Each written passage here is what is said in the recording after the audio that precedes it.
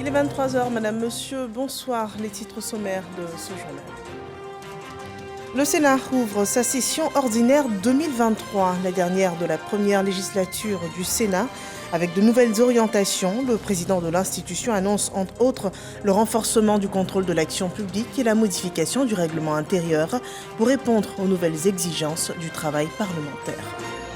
La première dame Dominique Ouattara lance ce jour le programme conjoint des agences des Nations Unies de lutte contre le travail des enfants dans la région de la Nawa, un plan d'action dénommé Ensemble pour agir sur les causes profondes du travail des enfants dans la Nawa, et c'est un programme qui contribuera à la mise en œuvre du plan d'action et de la stratégie nationale de cacao durable. Et également dans l'actualité de la Côte d'Ivoire, la signature de 2 accords avec la Banque mondiale de plus de 300 milliards de francs CFA pour soutenir le développement des villes secondaires et également renforcer le réseau routier dans le pays. À Yamoussoukro, la fondation Félix Houphouët-Boigny pour la recherche de la paix a accueilli ce jour la cérémonie solennelle d'ouverture de la session ordinaire 2023 du Sénat, une rentrée de la première chambre haute du Parlement de Côte d'Ivoire, présidée par le vice-président de la République, Tiemoko Meïlie Koné. La cérémonie a aussi enregistré la présence du Premier ministre Patrick Hachi, du président de l'Assemblée nationale Adama Bictogo et des membres du gouvernement. Le président du Sénat a prononcé son discours d'orientation. Nous reviendrons à cette actualité. Mais avant cela, la lutte contre le travail des enfants. La première dame de Côte d'Ivoire, Dominique Ouattara, lançait ce jour un programme d'envergure, un projet conjoint des agences des Nations Unies de lutte contre le travail des enfants dans la région de la Nawa, dénommé Ensemble pour agir sur les causes profondes du travail des enfants dans la Nawa. C'est un programme initié par l'UNICEF, l'OIT et l'OIM et financé par l'Union européenne et la coopération suisse à hauteur de 5,5 milliards de francs CFA, suivant ce point de Viviane Aïma. En finir avec l'exploitation abusive d'enfants employés comme ouvriers agricoles dans les plantations de cacao. Depuis 2011, le gouvernement a engagé la lutte à travers le Comité national de surveillance, le CNS, ainsi qu'à travers le Comité interministériel de lutte, le CIM. Avec le lancement officiel ce jeudi 13 avril 2023, en présence de la première dame de Côte d'Ivoire, Dominique Ouattara, d'un nouveau programme conjoint qui va mobiliser à la fois les énergies déployées par le gouvernement ivoirien, ainsi que celles de 3 agences du système des Nations Unies, l'UNICEF, l'OIT et l'OIM, il est certain que la lutte contre l'exploitation des enfants va entrer dans une phase encore plus intense. C'est la région de la Nawa, réputée pour être le réservoir de la cacao-culture en Côte d'Ivoire, qui va expérimenter en tout premier ce tir groupé contre ce fléau. L'opération est baptisée En Acte, qui signifie Ensemble pour agir sur les causes profondes du travail des enfants dans la Nawa. Ce programme d'un montant de 5,5 milliards de francs est financé principalement par l'Union européenne et la Suisse. En dépit des très importants efforts fournis par le gouvernement ivoirien, au moment où nous parlons aujourd'hui, où nous nous retrouvons aujourd'hui, des milliers d'enfants et d'adolescents de 5 à 17 ans continuent à travailler dans la production de cacao. Et en accomplissant pour une grande partie des travaux qui sont dangereux pour leur santé. Du côté des pays consommateurs, il n'est pas acceptable d'imaginer qu'un produit qui fait la joie de nos enfants, je crois qu'on a tous vécu ce sentiment quand on offre du chocolat à un enfant, ses yeux qui brillent, contraignent de l'autre côté, dans un autre pays, des milliers d'autres à travailler dans des conditions dangereuses et surtout en les privant d'un droit qui est fondamental, qui est essentiel pour tous les enfants, c'est le droit à l'éducation. Avec les communautés, les coopératives et les entreprises, les autorités locales, les nationales et la société civile, nous devons travailler ensemble afin de réduire le travail des enfants et éliminer les pires formes du travail. L'Union européenne est pleinement engagée sur cette voie et a su mettre en cohérence son engagement politique de haut niveau, manifesté par l'initiative Cacao durable multi-pays, et ses outils de coopération pour redoubler d'efforts dans l'accompagnement de la Côte d'Ivoire. Le gouvernement ivoirien salue pour sa part cet apport de taille à la lutte qu'il mène depuis 12 ans. Je demeure donc convaincu que c'est en œuvrant ensemble à renforcer les dispositifs et les programmes gouvernementaux dans le cadre systémique et coordonné mis en place par le gouvernement que nous parviendrons à impacter durablement les causes profondes du travail des enfants. Le programme conjoint du BIT, de l'UNICEF et de l'EIM dans la NAWA ne devra pas être un programme sectoriel en plus, mais plutôt une contribution pertinente au renforcement de l'action gouvernementale. En première ligne depuis 2011 du combat que mène le gouvernement contre l'exploitation des enfants, la première dame de Côte d'Ivoire, Dominique Ouattara, présidente du Comité national de surveillance, a donné son onction. Je me réjouis du lancement de ce programme conjoint des Nations Unies de lutte contre le travail des enfants, baptisé Ensemble, pour agir sur les causes profondes du travail des enfants dans la NAWA, auquel j'adhère pleinement. Vous avez baptisé ce projet En Acte et je trouvais que c'était un très beau nom. La NAWA est une grande région productrice de cacao où le risque de travail des enfants est très élevé. Cette initiative vient donc appuyer les actions déjà mises en œuvre par l'État de Côte d'Ivoire et ses partenaires en accentuant la coordination entre les acteurs engagés par la lutte contre le travail des enfants en vue d'obtenir de meilleurs résultats. En acte, le nouveau programme de lutte contre le travail des enfants est désormais lancé avec pour objectif éradiquer l'exploitation des enfants dans la cacaoculture dans la région de la NAWA à l'horizon 2026. Et nous revenons à cet autre sujet majeur de l'actualité en Côte d'Ivoire. Le Sénat ivoirien a ouvert sa saison 2023 de ses activités parlementaires. Le président de l'institution, Jeannot Ahoussou-Kouadio, annonce pour cette année le renforcement des capacités des sénateurs pour plus d'efficacité dans l'accomplissement de la mission de contrôle de l'action publique. Le détail est rapporté par Herman Guivet depuis Yamoussoukro. Le vice-président de la République, Thiemoko Méliès Koné à Yamoussoukro pour l'ouverture de la session ordinaire 2023 du Sénat. À ses côtés, Patrick Hachi, le Premier ministre, Adama Bictogo, le président de l'Assemblée nationale, Ahoussou-Kouadio Jeannot, président du Sénat, et plusieurs membres du gouvernement. À la une de cette session, un seul discours délivré par Ahoussou-Kouadio Jeannot, président de l'institution, discours dans lequel il ne manque pas de remercier le chef de l'État, Alassane Ouattara, pour son soutien incommensurable à l'institution et rappeler l'engagement des sénateurs au service de la nation. Depuis son installation le 12 avril 2018, notre Chambre bénéficie de l'appui et de la confiance indéfectible et inaltérable de son Excellence, M. Alassane Ouattara, président de la République de Côte d'Ivoire. C'est pourquoi il me plaît d'exprimer à son Excellence, Monsieur le Président de la République, la profonde reconnaissance du Sénat pour son soutien inconditionnel qui aura permis de poser les jalons du processus de croissance de notre institution de 2018 à ce jour. Monsieur le vice-président de la République, je voudrais, avec l'ensemble de mes collègues sénateurs, me réjouir de votre présence à cette cérémonie. Elle est l'expression de l'attention particulière que vous portez au Sénat depuis votre nomination en qualité de vice-président de la République. Mesdames et messieurs les sénateurs, chers collègues, tout le long de ces années, votre engagement et votre dévouement n'ont ni failli ni faibli. Nous n'avons aucun doute que la session ordinaire qui s'ouvre sera l'occasion d'une collaboration plus renforcée entre le Sénat et le gouvernement dans la perspective constante de répondre aux aspirations nobles et profondes de nos concitoyens. Des sénateurs qui sont tout de suite renseignés sur le calendrier de leur activité au titre de l'année 2023. Chers collègues, sur le plan législatif, nous aurons dès les jours prochains à examiner plus d'une trentaine de projets de loi dont nous avons été saisis en fin de session ordinaire 2022. D'autres projets de loi nous seront soumis par le Président de la République dans le cadre de l'harmonisation de plusieurs lois avec les dispositions de la Constitution de 2016. J'invite donc, mesdames et messieurs les sénateurs, au cours de la présente session, à renforcer leurs capacités sur les questions de mondialisation, de commerce et de finances internationales, afin de répondre aux attentes de nos mandats.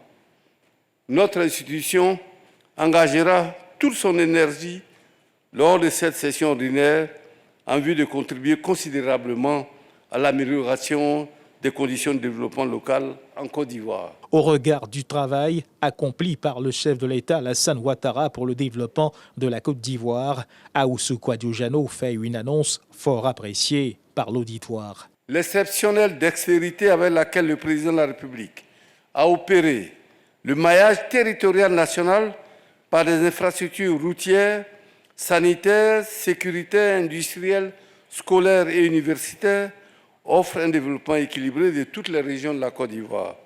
Avec toutes ces infrastructures de proximité, le président Alassane Ouattara a rapproché le développement à chaque Ivoirien où qu'il se trouve.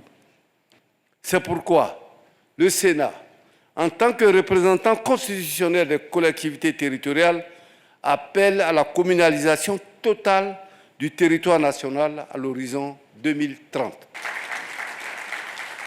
2023, déclarée année de la jeunesse par le président de la République, Alassane Ouattara, le Sénat fera sa part pour la matérialisation de cette vision chère au chef de l'État. Le Sénat se réjouit de cette initiative du président de la République et entend accompagner le gouvernement dans cette ambition de transformation qualitative de la jeunesse ivoirienne. La jeunesse mérite notre confiance, notre écoute et notre accompagnement sincère. L'un des derniers principaux chapitres abordés au cours de ce discours prononcé par le président du Sénat, cet appel à l'apaisement des cœurs et des esprits afin que la paix règne dans notre pays. L'immensité de l'œuvre du président Félix Houphouët-Boigny est à la hauteur de l'homme providentiel qu'il a laissé à la Côte d'Ivoire en la personne du président Alassane Ouattara. La remise du prix Félix Houphouët-Boigny UNESCO pour la recherche de la paix à Mme Angela Merkel, ancienne chancelière d'Allemagne, le 8 février 2023 ici à Yamoussoukro, en présence des anciens présidents, Laurent Gbagbo, Henri Konan Bédié, aux côtés du président Alassane Ouattara, tous trois, ensemble, autour de la paix, est incontestablement une image qui rassure les Ivoiriens. C'est le lieu en cette année électorale d'appeler l'attention de tous à promouvoir les idéaux de paix, de cohésion sociale et d'unité nationale. La Côte d'Ivoire, notre pays, est notre bien commun à tous. Nous devons la protéger avec hargne et détermination. Les hommes passent. La Côte d'Ivoire demeurera toujours. La Côte d'Ivoire demeurera toujours et le Sénat, pour sa part, entend tout mettre en œuvre pour contribuer à sa marche vers le développement, au maintien de sa stabilité. Et voilà une nouvelle année législative qui s'ouvre avec de grandes perspectives et un calendrier bien rempli. Le Sénat de Côte d'Ivoire fera sans doute sa part pour accompagner la vision du gouvernement ivoirien. Ministres et sénateurs réagissent. On regarde. Dans le discours, vous avez vu qu'il a parcouru tous les sujets d'actualité. D'abord, la jeunesse.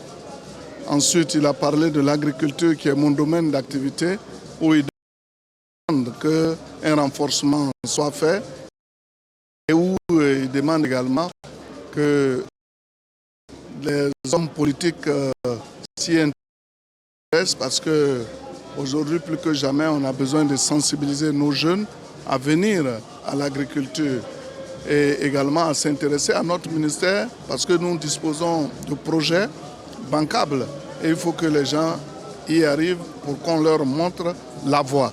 Ensuite, il a parlé du développement de la Côte d'Ivoire, un développement global et intégré dans toutes les régions de Côte d'Ivoire. Et ça aussi, c'est la marque déposée du président Alassane Ouattara. Ils jouent leur rôle parce que c'est leur mission. C'est de faire en sorte que la Côte d'Ivoire se dote de lois conformes à notre constitution, mais conformes aussi à l'environnement international. Donc nous sommes très satisfaits et d'ailleurs nous les félicitons. Nous félicitons le président du Sénat, son Excellence Jeannot Ahoussou, et nous félicitons tous les vénérables sénateurs, et tout comme nous félicitons aussi les honorables députés. Le discours du président du Sénat est en ligne avec les grandes orientations du chef de l'État, notamment pour l'année 2023, qui est une année qui est consacrée à la jeunesse. Et le Sénat, comme on a indiqué, va suivre en fait la mise en œuvre de toutes ces actions. à travers toutes ces structures décentralisées, notamment les collectivités territoriales, et également un certain nombre d'initiatives pour que tous les élus au niveau local, le Sénat, soient plus proches en fait des réalisations du gouvernement sur le terrain. Et surtout le message à la paix qu'il a lancé pour que les prochaines élections puissent se dérouler dans la paix et dans la concorde. C'est un discours qui me réjouit. D'abord en ma qualité de président de l'UVIC aussi. Il a mis l'accent sur la représentativité des collectivités territoriales. La décentralisation ne peut pas être simplement un slogan, doit devenir une réalité de bonne gouvernance. Et je pense que le Sénat a pris à bras le corps cette problématique. Et les plaidoyers, nous sommes convaincus, permettront au gouvernement de mettre en œuvre une décentralisation efficace au service de l'ensemble de nos concitoyens. Je retiens que le Sénat aussi entre dans la vision du chef de l'État, à savoir l'année de la jeunesse, et qu'au niveau du Sénat, nous allons travailler pour que cette jeunesse soit vraiment prise en compte. Nous devons travailler ensemble pour que cette jeunesse-là ait de l'espoir et qu'elle ne se retrouve plus dans les fonds des mers. Je suis content de mon président parce qu'il a fait un discours de rassemblement, un discours qui est prôné sur le discours du président de la République, à savoir le président Alassane Ouattara, qui veut que cette année soit l'année de la jeunesse, et le président nous a montré qu'il était vraiment pour cette jeunesse. Il a fait le tour de l'actualité de la Côte d'Ivoire. Nous allons retoucher en fait notre règlement intérieur et puis adapter à l'actualité de maintenant. Le discours du président m'a convaincu. Donc je suis très satisfaite. Un excellent discours. Il faut retenir entre autres d'abord l'institution, sa place au sein de l'ensemble des institutions. Nos compatriotes ne savent pas souvent, mais il faut le dire que le Sénat a existé 2 siècles avant Jésus-Christ. Et ça a traversé l'espace et le temps. Et grâce au docteur Alassane Ouattara, nous avons notre Sénat. Et nous jouons pleinement notre partition. Et voilà, c'est reparti pour de nouvelles sessions de travaux parlementaires en session ou en commission, en session plénière ou bien en commission. Et c'est donc fini pour les vacances parlementaires. Et les sénateurs ivoiriens sont plutôt prêts à reprendre le travail après 3 mois de pause, nous dit Éric Corret. Les sénateurs ivoiriens prennent sans tambour ni trompette le contrôle de la capitale politique de la Côte d'Ivoire, Yamoussoukro. Cette capitale politique est encore une fois sous les projecteurs. Les membres du Sénat, au grand complet, hommes-femmes, dans leur diversité, représentant les 33 régions de la Côte d'Ivoire. Le président de cette institution, Aoussou Jano, fait son entrée. Après quoi, l'appel nominal. Koumoué Kofi Moïse. Logbo André, Mamadou Diomandé. Adama Bictogo, président de l'Assemblée nationale de Côte d'Ivoire, et plusieurs présidents d'institutions sont également présents. Les ministres d'État de la République de Côte d'Ivoire sont dans cette salle. Les membres du gouvernement, les têtes couronnées également, le corps préfectoral et le corps diplomatique. Prenant la parole, le président du Sénat a évoqué les actions du président de la République qui contribuent au bien-être des Ivoiriens. Un discours qui met au cœur les femmes et la jeunesse. Améliorer les conditions de vie des populations en termes d'eau potable, en termes d'électricité, en termes de santé, en termes d'éducation. Présent à Yamoussoukro, la jeunesse de Côte d'Ivoire prend des engagements forts. Nous menons beaucoup de sensibilisation dans les différentes écoles et dans nos différentes universités. Nous organisons des conférences avec les jeunes, les sensibiliser et leur faire comprendre que quand tu casses un bus, il faut dire que ce n'est pas le gouvernement qui paie, mais c'est nous jeunes. Parce que le ministre ne prend pas des bus, c'est le jeune qui prend le bus. Quand tu brûles des écoles, ce n'est pas le ministre qui paie, c'est nous jeunes qui paient. Le Sénat ivoirien compte 99 membres. Cette institution a été créée en novembre 2016. Et les sénateurs s'expriment de nouveau. On les écoute dans cet élément. C'est d'abord la joie des retrouvailles, puisque nous étions en vacances et nous nous retrouvons à l'occasion de cette ouverture solennelle de la session de l'année 2023.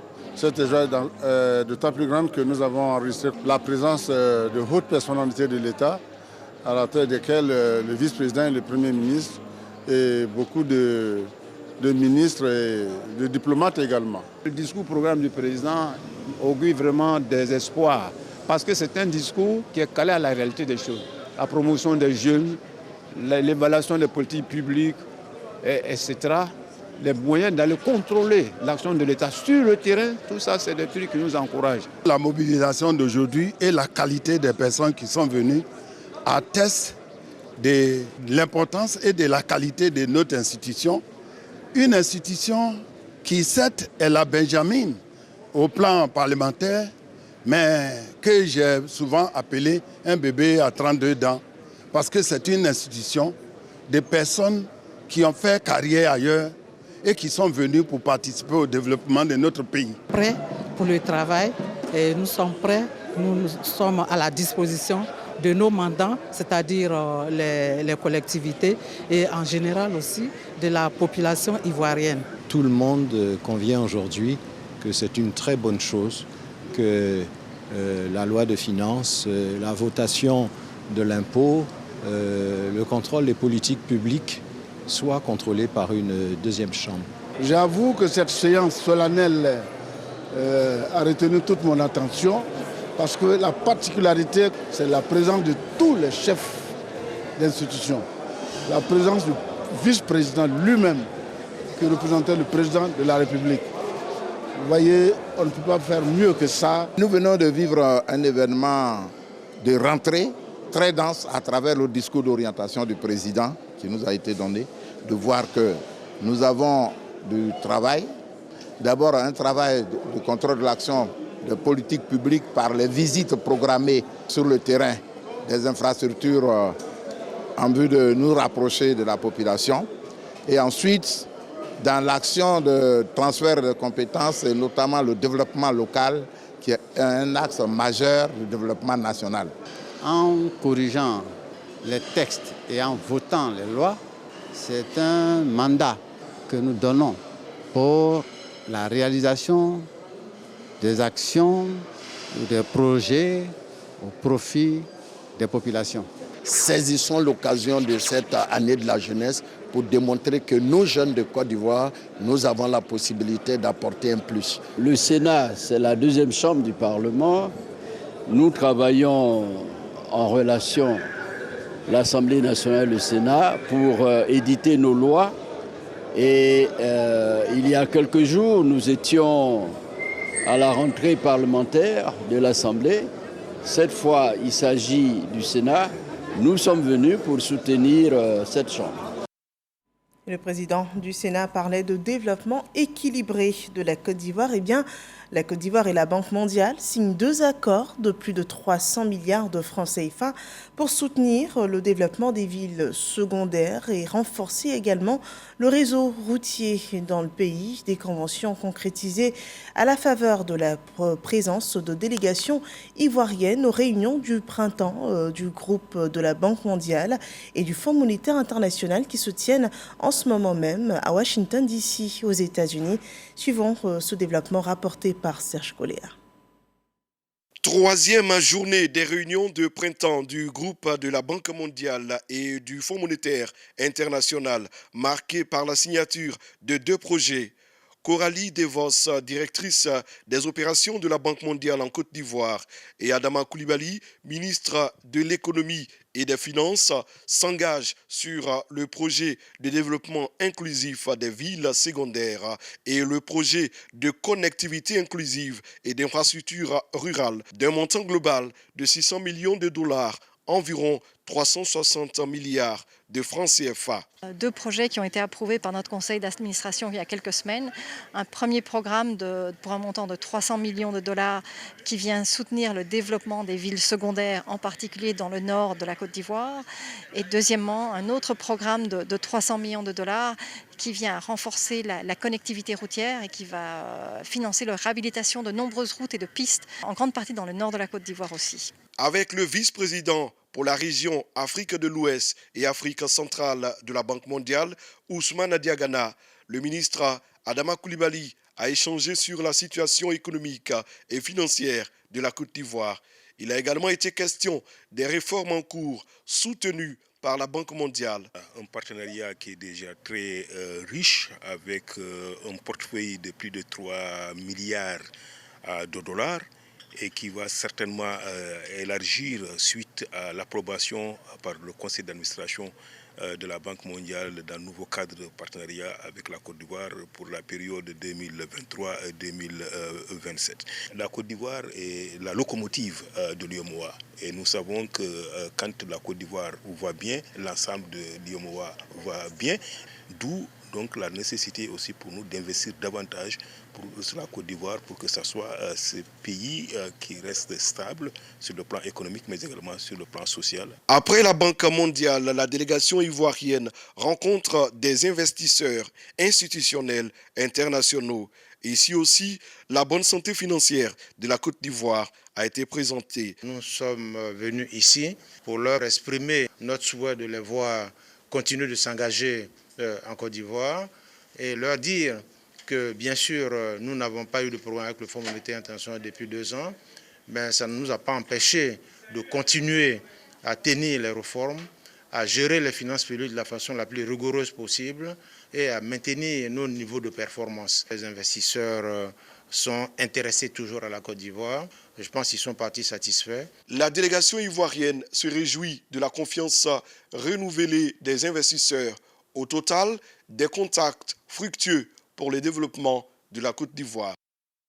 De Washington à Paris, l'objectif est toujours le même pour les ministres ivoiriens en mission, la coopération bilatérale. Et cette fois, nous partons en France où la ministre de la Culture et de la Francophonie s'est entretenue avec son homologue française.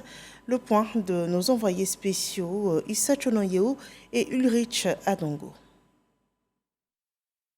Feuille de route du ministère de la Culture et de la Francophonie. Opportunités d'investissement dans des projets structurants. Aide aux jeunes entrepreneurs culturels. Bref, tous ces sujets ont fait l'objet d'une rencontre d'échange à Paris, en France, entre le ministre de la Culture et de la Francophonie et Olivier Richard, directeur général adjoint de la direction de la mondialisation. Occasion pour Françoise Roumarque de mettre en lumière la volonté du chef de l'État, Alassane Ouattara, de prioriser les jeunes dans la mise en place de tous les projets culturels cette année, déclarée année de la jeunesse. De la Côte d'Ivoire, c'est notre pays évidemment très riche dans son patrimoine, dans sa diversité, mais aussi très riche à travers des jeunes entrepreneurs dans les différents secteurs de la culture, d'ailleurs, quels que soient les secteurs qu'on retrouve aussi bien dans le cinéma,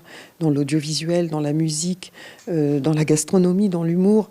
Et donc avoir aujourd'hui une approche d'incubation pour structurer et accompagner nos entrepreneurs afin qu'ils puissent bien sûr vivre de leur art. Après le ministère français de l'Europe et des Affaires étrangères, Françoise Roumarque est reçue par son homologue de la France. Rima Abdul Malak salue le dynamisme de la culture en Côte d'Ivoire. Nous, en France, on est en train de mettre en place un forum des industries culturelles et créatives avec le continent africain.